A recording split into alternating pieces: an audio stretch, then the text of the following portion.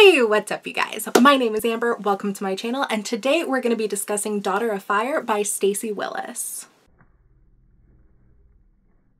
As a brief disclaimer, I do want to mention that this video is not sponsored, but I did receive a digital version of the book for review purposes. Daughter of Fire is the first book in the Daughter of Fire saga, with the second book coming out in late June 2021. For anybody who likes to prioritize diverse reads or anything like that, Stacey Willis is a Black lesbian non-binary author who uses she/they pronouns, and the book does feature several queer individuals in it. The book is told in two parts, the death and the judgment, primarily from three different perspectives: Savannah, Thanatos, and Suren. And we are going to have a disclaimer right now that I am very, very white, so I do apologize if my pronunciation of Suren is a little bit off. It is of Norwegian origin, and I am just not that great at non-English linguistics. But that being said, the book does actually have a whole page at the very beginning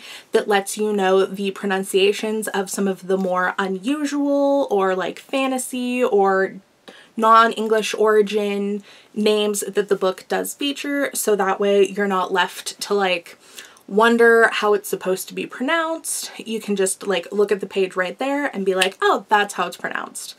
Because I know I am somebody who constantly mispronounces names written in books because I've just never heard them out loud, so my brain just will manifest something and it's never right. It is never right. So, oh, one of the most notable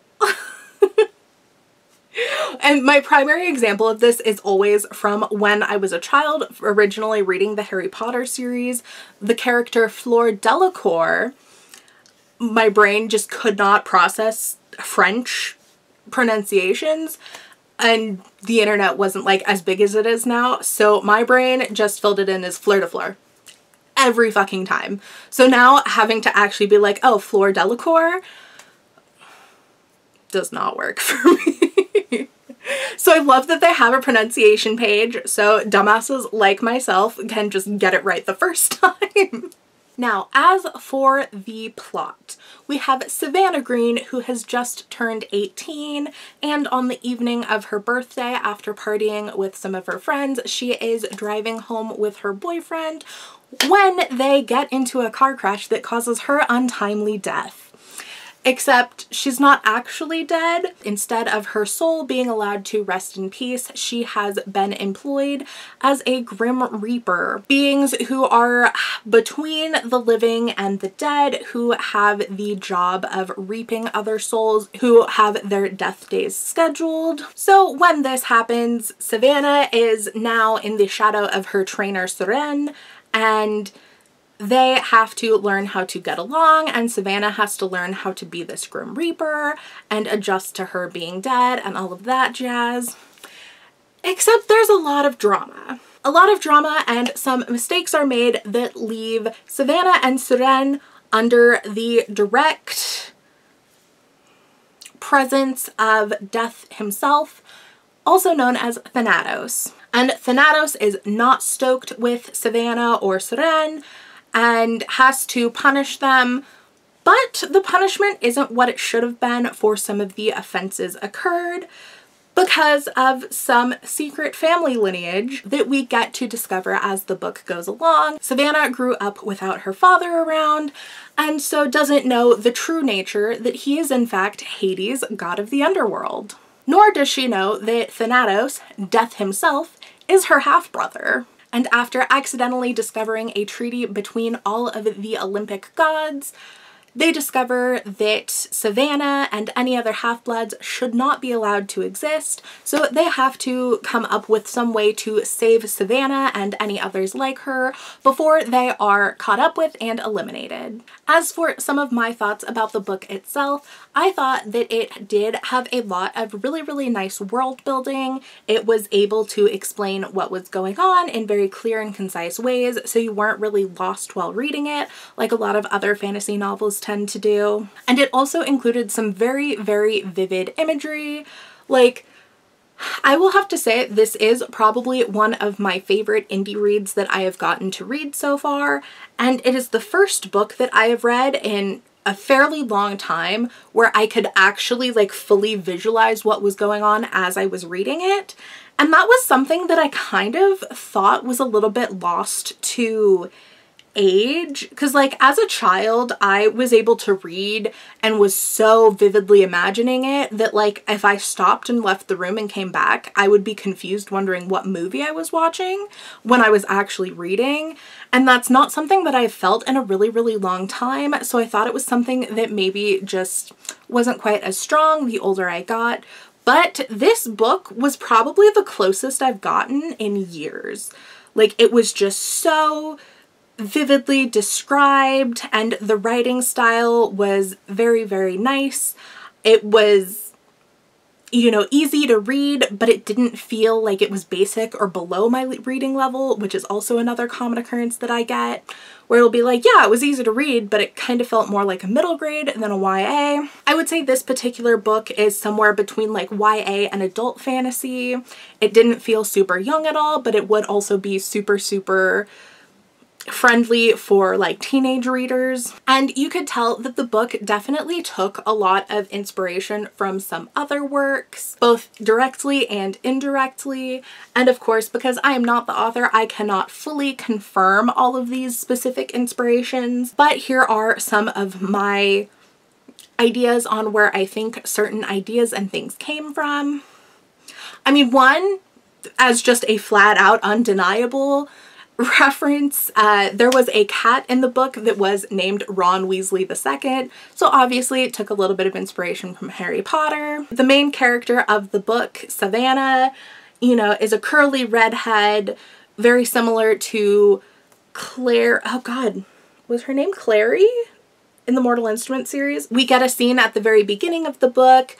Savannah, with her like curly redheaded self, is in a nightclub and sees somebody that nobody else can, which is very reminiscent of the beginning of City of Bones. We have a lot of potential influences from Percy Jackson, especially considering some of the background of the book like is primarily based in Greek gods and folklore. So we have, like, there was Hermes who had shoes that were like winged on it, which is very Percy Jackson. And the idea that the gods are these like giant, massive, huge, otherworldly beings, but then they also can like shrink and just have their human selves is also very reminiscent of Percy Jackson. So there are definitely a lot of inspirations from some other works, but not in a way to where it feels like directly copied or like it's plagiarism or anything like that. You know, the more fantasy that you read, the more you will recognize similar events and tropes happening, especially when they do have similar themes or like fantasy backgrounds. I do think that in future installments, I would like to see a little bit more emotional conflict, because I felt like in this particular book, there were a lot of emotions that were had, but I very frequently felt like the emotional responses were either overreactions or underreactions to the actual event at hand. And within a lot of like interpersonal conflict with, you know, individual characters having conflict with each other, I feel like more often than not, it was solved a little too quickly. And don't get me wrong, I am definitely somebody who is not the biggest fan of like long-winded emotional conflicts or anything like that. Like, obviously, you know, a book needs to have its overall like plot conflict, but I don't like a lot of the interpersonal stuff dragging on because it just gets frustrating to a certain extent. But I feel like with this book, it was very much like it was always immediately handled, you know, like something would get said and like people would be mad at each other, but within the same page, like they would talk about it and kind of like work with it and get over it. And I could have stood to see some of these conflicts lasting at least a few pages, so it didn't feel so immediate with their resolutions. And especially in reference to emotional responses and things like that, I specifically would have loved to have seen more of a character arc development from Thanatos, because you know, Thanatos is death himself. Like, he's supposed to be this, like, ruthless, unforgiving, just hard ass. And I feel like from the very beginning, like, he was a little bit more of a softie, especially when it came to Savannah, because, like, from Thanatos' point of view, like, he didn't like Savannah. He didn't want her to have, like, any part of his life or anything like that. He kind of resented the fact that she existed, blah, blah, blah. But still, from the very beginning, he also kind of had that, you know, sibling bond of, like, not wanting to be too harsh with her or anything like that. And I really would have liked to have seen that develop a little bit more instead of being more from the beginning. Like, give us the hard, like, unreasonable death, you know? And then, like, as the course of the book goes on, like, have him warm up a little bit and be like, all right, I guess it's not so bad. You know, and it definitely, like, wasn't in a bad way or anything like that. I just would have liked to have seen the emotional extremes played a little bit more than it was. Oh, and still, and especially in reference to Thanatos with this, you know, awful, hard-ass, unreasonable, unforgivable reputation that he holds. From the very beginning, Savannah and Seren are very kind of playful with him almost. Not like, how do I explain?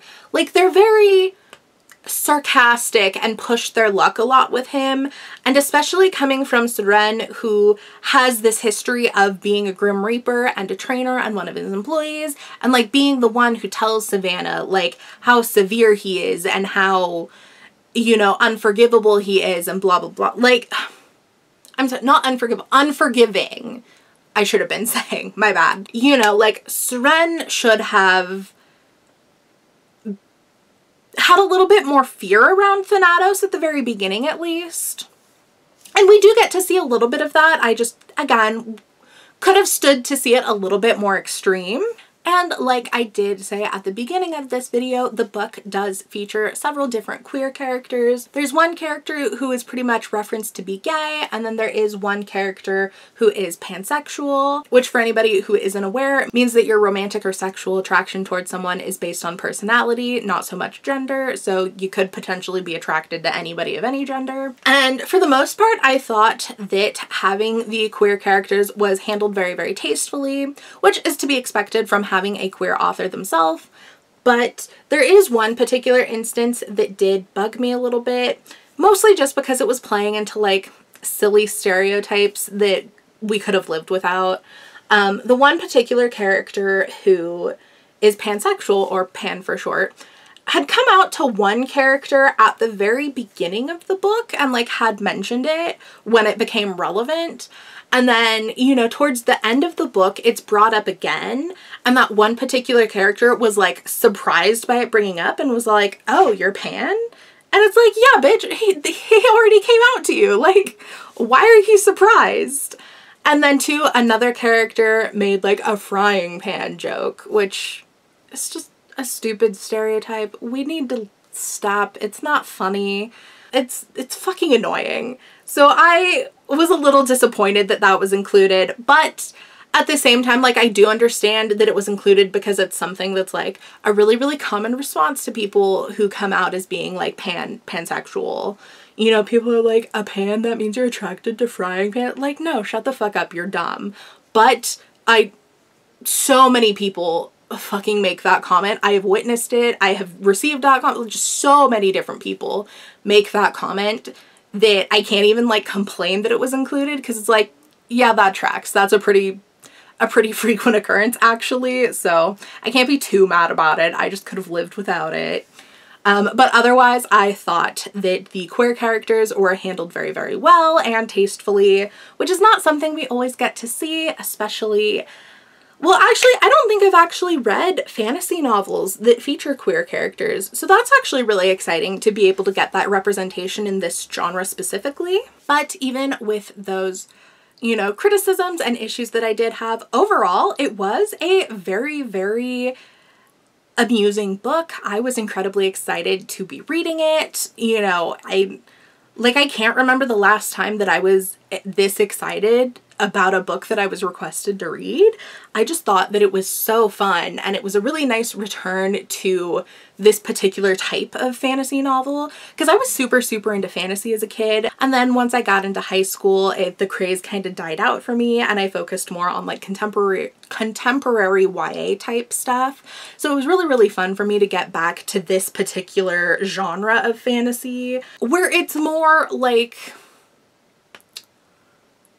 I don't know how to explain the difference, because like in my brain there's kind of two subsects of the genre of fantasy. Like there's fantasy in the way of like vampires and werewolves and creatures and things like that, which I have had some more recent experience with, but then there's fantasy more so in the way of like adventure and Greek gods and like folklore and that type of thing, if anybody kind of like can understand and see the difference in my brain.